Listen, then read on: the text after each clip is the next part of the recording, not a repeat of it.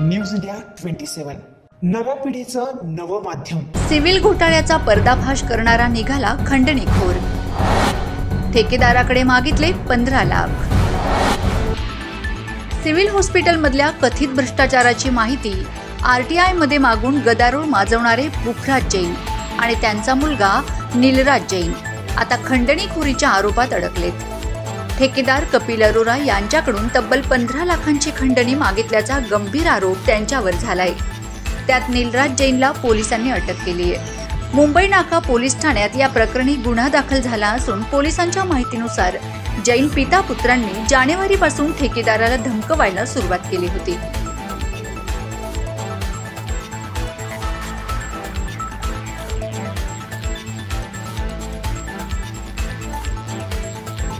तुमच्या विरोधात माहिती अधिकारात माहिती घेऊन तक्रार करणार असं सांगत 50,000ची रोकड उकळली गेली।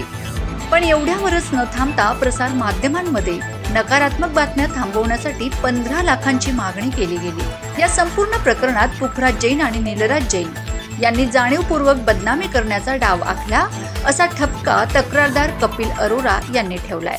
आता या प्रकरणाचा तपास पोलीस निरीक्षक सतीश शिरसाट करीत आहेत।